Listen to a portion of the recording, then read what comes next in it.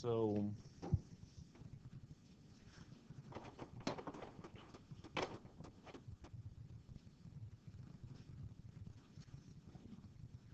exam 1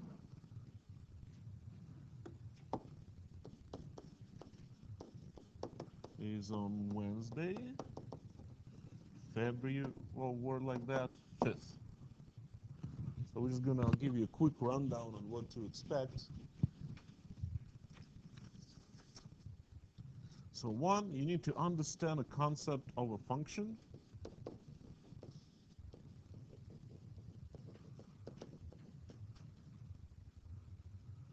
So you should be able to identify whether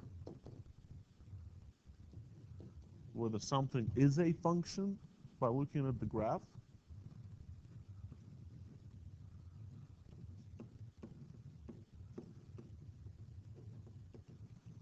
So we're thinking the vertical line test.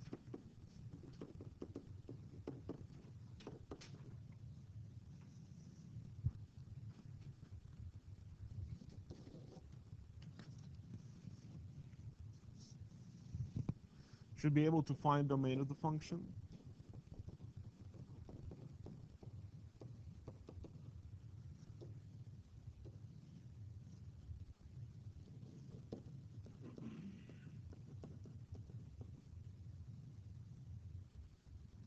So far there are 2 areas of concern. We're looking for domain of the function. That's division by 0. That's what you want to avoid. And then even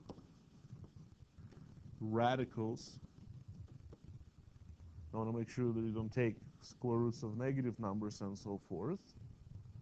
Also logarithmics, I mean, we have to be careful with that, but I won't ask you anything logarithmic yet. We haven't reviewed that officially. But technically I can add logs, right? The domain of the log is strictly positive. So for example, if I give you this example, here's a function.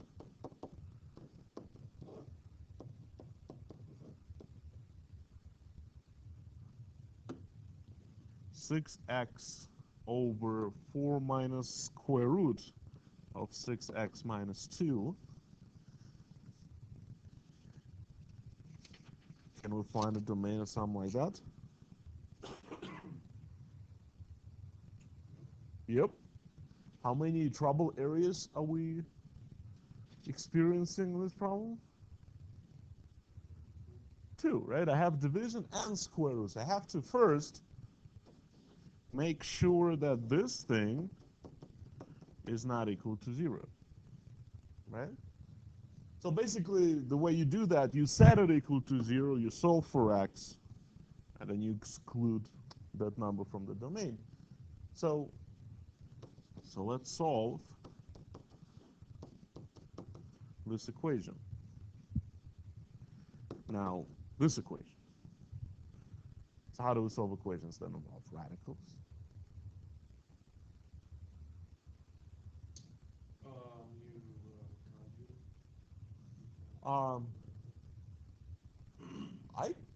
Technically I can. Yeah, I mean, I'll multiply both sides of the conjugate. And yeah, I can do that. Yeah, I was solving for x. So how? Yeah, separate them, square both sides, right? But you can do the conjugate. That's okay. You can multiply both sides by 4 plus. 4 plus, still 0, gives you 16 minus. So yeah, it'll work. We just used to do it this way. So yes, square both sides to get rid of the square root. So you get 16 equals 6x minus 2, right? You'll get the same thing if you do the conjugate, so yeah. So x equals 3.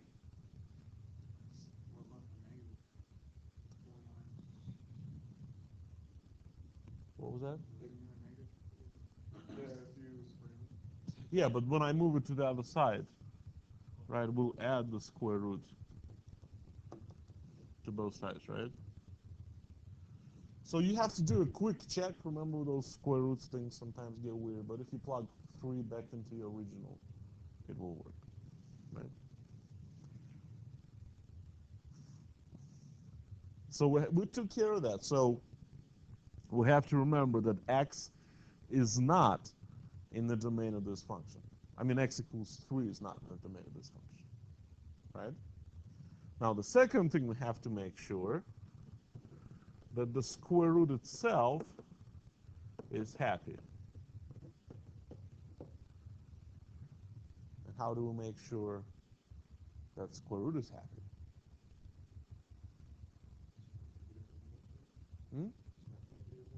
Right, it's not negative on the inside, so the inside is going to take the radicand 6x minus 2 and set it to greater than 0. That's what makes it happy. Greater than or equal to 0, that also makes it happy. And then solve for x. So if I solve for x, 6x is greater than or equal to 2, x is greater than or equal to 1/3. Right?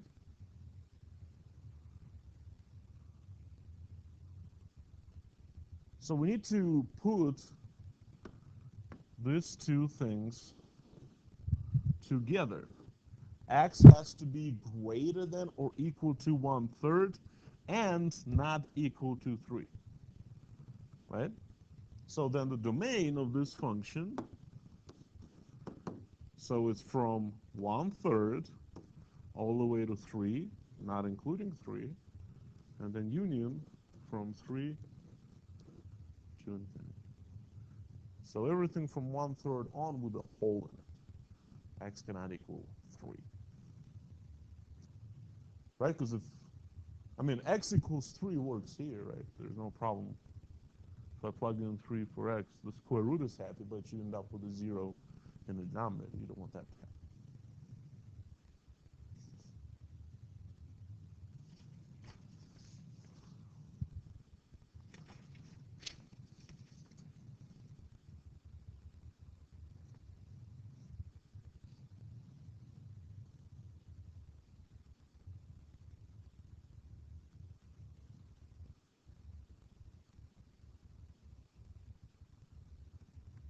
Okay? All right. So then you need to remember and understand the one-to-one functions.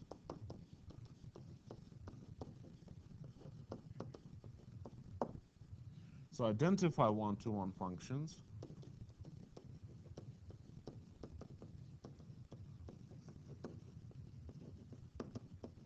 So usually given a graphic, you should be able to say that, and that's the horizontal line test.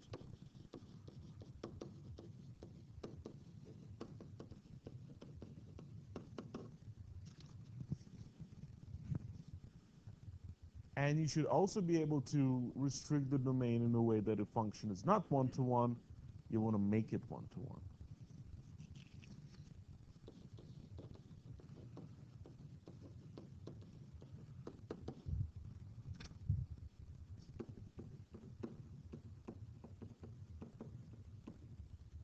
If the function is not one-to-one, make sure that you understand the concept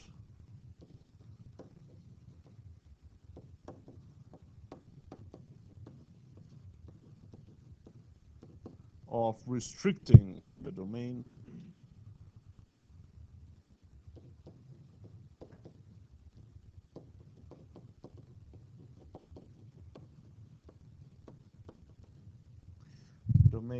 to make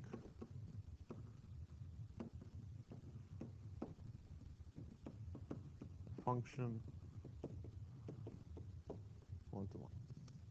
So we had a kind of a fun lecture on that, if you remember. Some of you slept through it. But we were talking about one-to-one functions and restricting the domain to make them one-to-one. So then we can find the inverse of those functions. Okay? So look over those notes and look over maybe even the video from that day, because some of you might not remember. Because there are going to be some pointers that will really, really help you on the test. Actually, I think I just did a problem from the upcoming test that day. So you want to dig into those notes. Okay? Because that question that I'll ask you is rather weird, but since I already talked about it, I'll be guilt-free. But you have to kind of remember or review that at some point. So you have, the videos or whatever. 4, inverses. Because, of course, after we talk about one-to-one functions, we talk about inverses. So you should be able to find an inverse. If I decide to ask you something like that, you need to be able to do this. Sketch the graph. The graph of the inverse function given the graph of function. Right? Do you remember how to do that? Given the graph of function, will reflect over the line y equals x. You should checking whether two functions are inverses.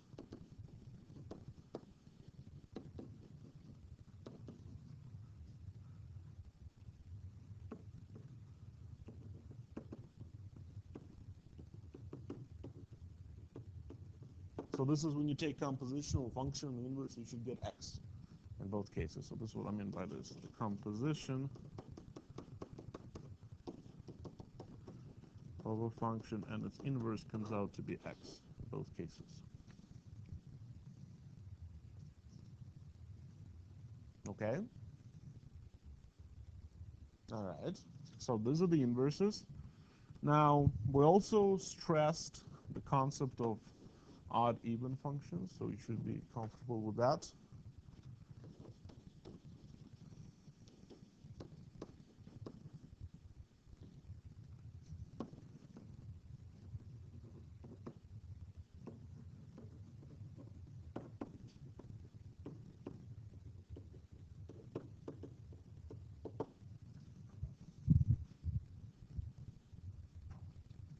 So that's the definition of an even function if f of negative x equals f of x on the entire domain. So that means all the negatives kind of disappear. We call that even function satisfies this. And the odd function, if you compute f of negative x, equals negative f of x. So that's the odd function.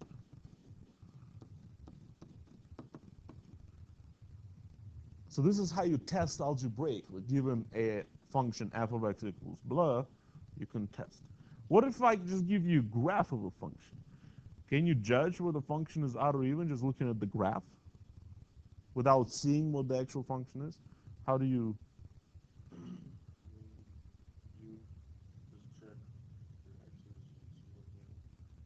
Yeah, you can do that. That seems to be a lot of work.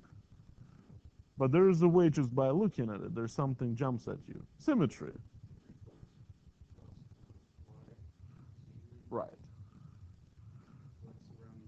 That's odd. So even functions symmetric around the y-axis, odd functions symmetric around the origin. So, I mean, you'll achieve that result just by literally checking, but that's a little too involved. So symmetry y-axis.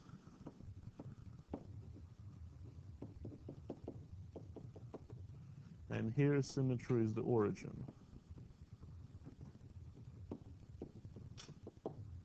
So I can just give you, here's a graph of a function that was seen before, odd or even, or neither. And you will say, well, it's odd because it's symmetric around the origin. Full credit, if you say something like that. Okay. 6, what we call the acrobatics of functions.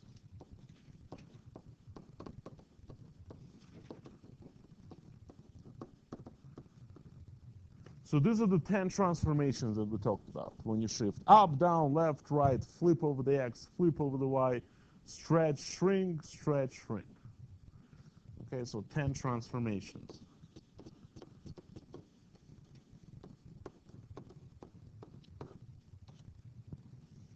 Okay.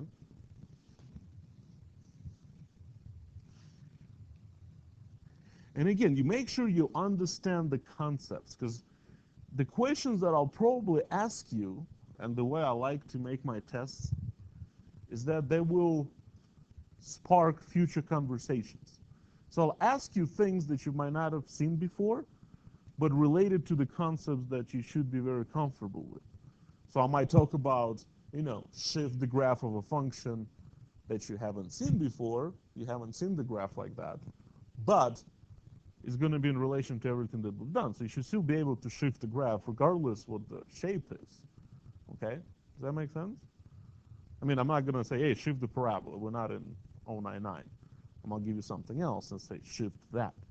You still be able to do that. Okay? Now, 7, know the unit circle.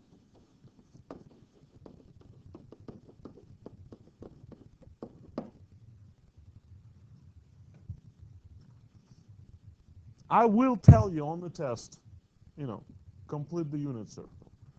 You actually have a pretty little circle with, I'll put the points on it. You just have to label each point.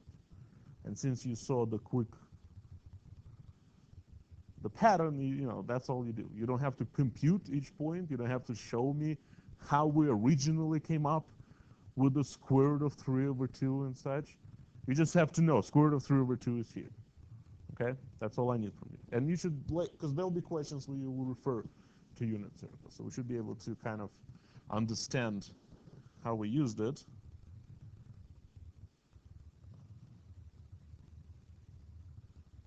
So you should be able to label every point on that circle. And we did mention this in class.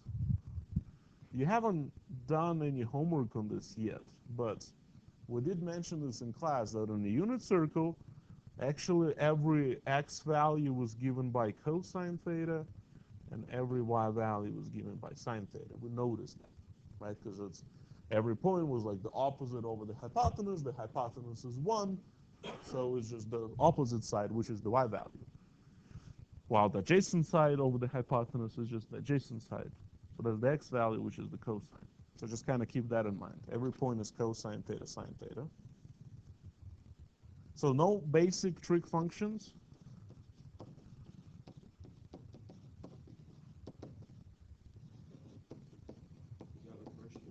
Yeah, the first 3. I'm not going to get into the secants and cosecants and cotangents yet. I mean, if I did, wouldn't be, because we know they're just reciprocals. But basically, know that SOHCAHTOA thingy. Okay?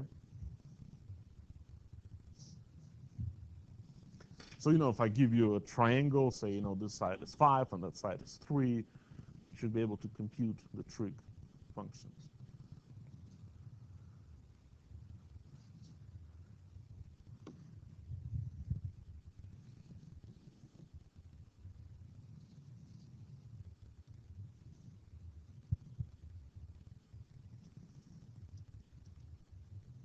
Okay, well, I'm going to ask you this. It's like solving right triangles.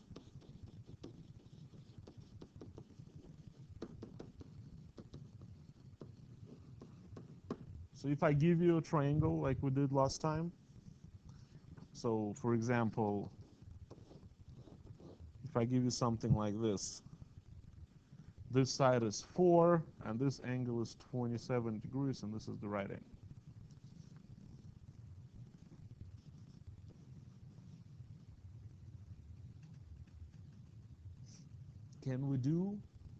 Can we solve this triangle, meaning finding the rest? So you just have to pick a side. Which side do you want to find first? Sure, let's find the hypotenuse. Doesn't matter, we can find either side. So if you want to find the hypotenuse first, so you have the angle, you have the side that's opposite to that angle, and you have the hypotenuse. So which trigonometric function you would like to use when it's relating the opposite and the hypotenuse? Sine, right? Opposite hypotenuse.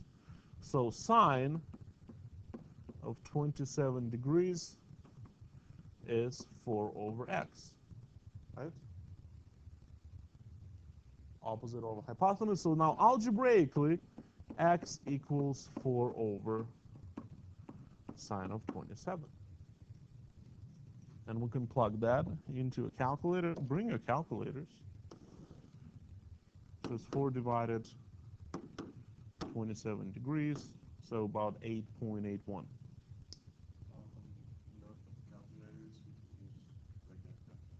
Yeah. I would prefer use regular. Well, what do you mean? I mean, like I know in stuff like calculus, you can't use graphing calculators. And depending who's teaching it, I mean, yeah, you can use. I don't care. You can use graphing. I mean, all you need is your scientific calculator. You cannot use your phone calculator. Make sure it's just has one function, calculator. Doesn't do anything else. So 8.81. How would you find the other side?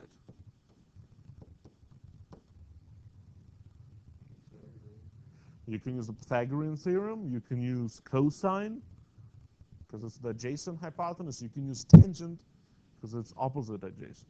3 options to find the third side, whichever you like. I mean, doesn't matter. You can use the Pythagorean theorem. I'll use tangents, because, well, I like tangents. So tangent of 27 degrees is 4 over, well, let's call this side y. 4 over y, right? Opposite over adjacent. So again, solving for y gives you 4 divided by tangent of 27. So we can plug that in the calculator. 4 divided by, it's about 7.85. Very weird triangle.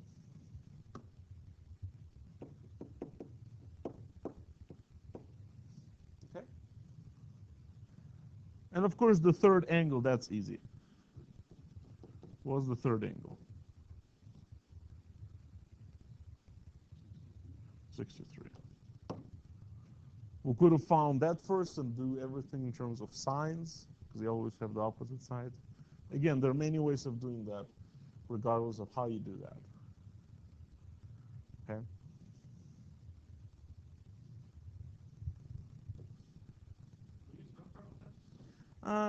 No.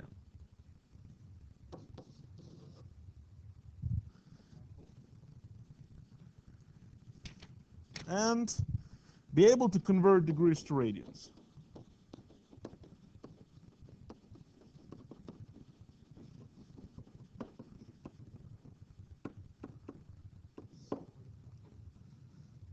And radians to degrees.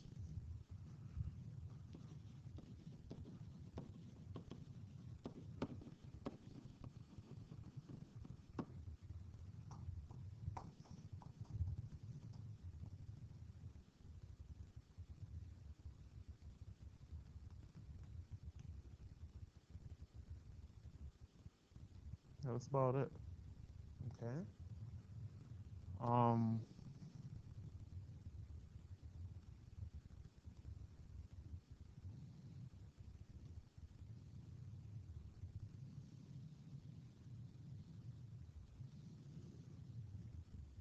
We're just taking a test on Wednesday. yeah, this is going to take a test. You know, take your time, and basically, I'm giving 2 exams on Wednesday, so it's you and Calc 2. So if for whatever reason you feel like you need a whole lot more time, you know, you can just, I'm not going to kick you out at 10 or whatever, 10:30. Because, you know, we're here till 10. They come in at 10:30, and they'll be here till noon. So you can take. And I'll probably offer those guys to show up at 8:30 as well. Hey, you can start at 8:30 on your exam, so I can make a good test for them. I mean, that's about it. I will throw together an extra, like, my math lab assignment just to practice, because we haven't had any homeworks on, like, sines and cosines. But again, the questions that I'm planning on asking you are very basic. I'm not going to ask you anything, you know, crazy. I mean, some of the questions, again, they'll probably be cosine and sine type of questions, but in relation to things that we've done. So I'm actually going to kind of poke your creativity bone a little bit. Okay, so questions for me. Yes. What's the stuff with the suitability on the homework that is for due week? I'm not sure. Let me take a look. Looks Um, pretty good off the homework you're telling me. yeah, and again, as I said, that homework that's due on Wednesday, I was planning on adding a few questions to it, but since you guys already started on it, I cannot change the assignment. I can just make a little extra assignment, but just for the extra practice. Let me take a look. I think not yet. I think that assignment um, is just on. It just has two. It has chapters 6.4 and like 5 something and 5.1. So it has stuff on functions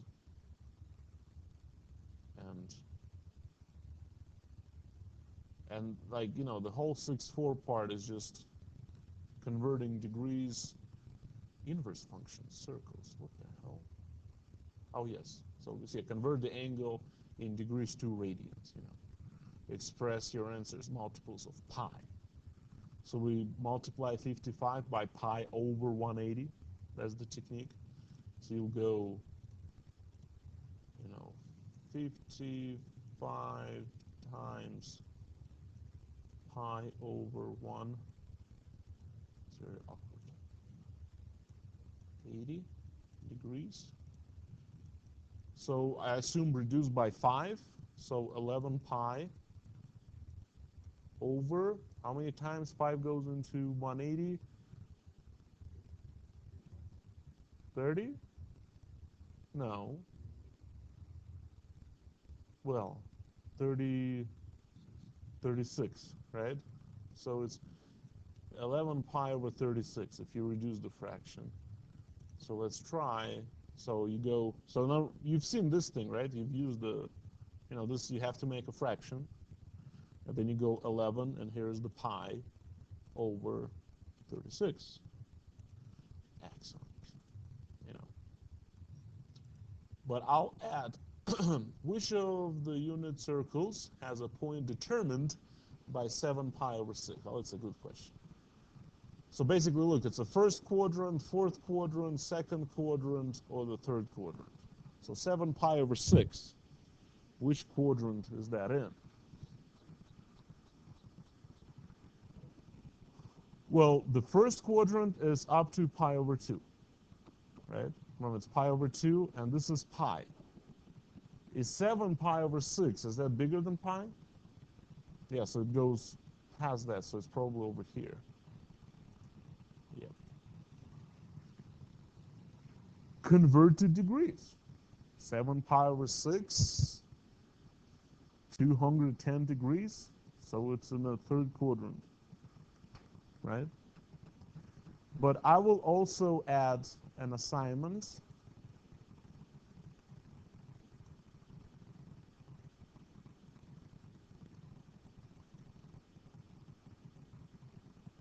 I'll add an assignment, just put some sine cosine questions, something very basic. Okay? Just solving triangles. Well, let's just do one. Create an assignment. So, homework 3, part 2, basic trick. Next. So, we're going to go to chapter 6, section 6.1, and just some very basic. We determine the sixth. You're not ready for that yet. Like that one you can do. That one you can do. That one you should definitely do. Not ready for that? Okay.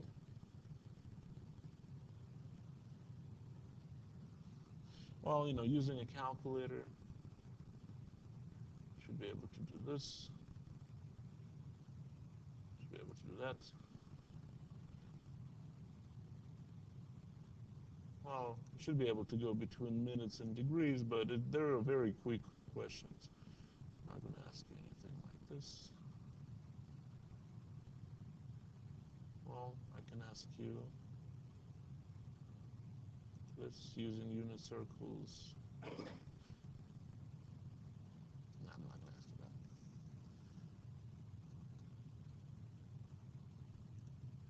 that. And from 6-2, just very basic solving triangles.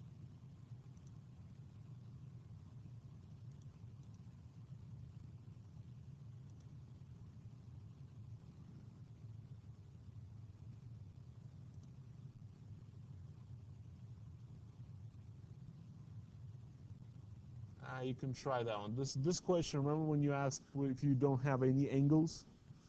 So we were doing this kind of the inverse thing. So you just have to hit second cosine instead of the cosine. So try that one. So just solving very basic triangles. Maybe a word problem, always fun. So just about that, that's about it.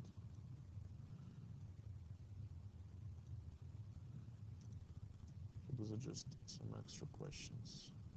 Does that have the time that it should take you to do this problem? Yeah, it does say that.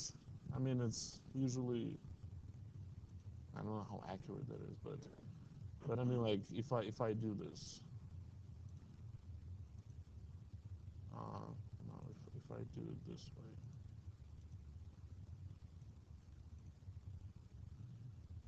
so yeah, it tells you it should take you 46 minutes and 43 seconds to do this problem, this whole assignment. So it takes you 2 minutes and 3 seconds to do the first one, and 3 minutes and 15 seconds to do the second one, and like 46 seconds. You know, you can certainly spend more time. It's just, Yeah. I think this is they just know how long, you know, because they know how long each person looks at this problem and they do like the average time. But of course, if you open this question and you let it sit there for a while. So just a little extra assignment. Okay. Are you guys already finished with the first part of homework 3? Can I see that? Can I just click on your name and see how far for you we go? Yeah, I don't know the Uh-oh. Who started on that assignment? Anyone started? I did. Okay. Well, good. Because this is why I cannot add to the assignment anymore. The second someone starts, I cannot alter it. It's funny that there's only that many people. Yes, we have 7 students and me. Like 4 regular people. No, I don't know. Usually we get 6.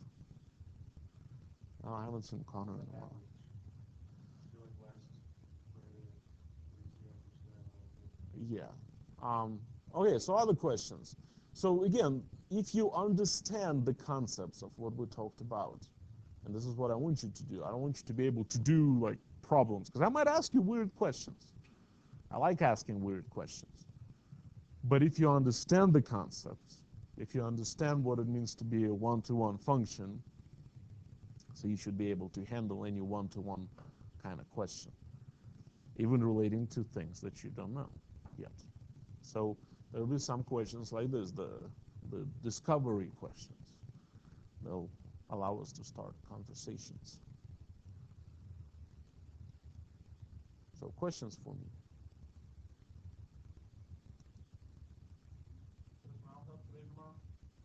What? Today, well, today it's from noon to 1. And tomorrow I'm there from 9 to noon. In the room next door. Tomorrow, next door. Inside. Walk in all the way to the left on the back of that room. Pass all the computers. We have this little desk in there, so we just sit there and do math. So yes, please come. Sounds good. Other questions? So who knew that we have a test on Wednesday? Anybody pays attention to the syllabus? Okay. It's on the syllabus. It's right there in black and white. Yeah, this first test is, it's basically algebra review. I'm not going to ask you any proofs if you wonder about that. Maybe as an extra credit, I'm not sure yet. But, there won't be any full credit prove blah questions. Again, that part was just to kind of, get you going a little bit. Other questions? Because I'm not going to start anything new. I just went over what we're going to do because we're already ahead. We're a little bit ahead of the schedule, so I'm not going to confuse you more.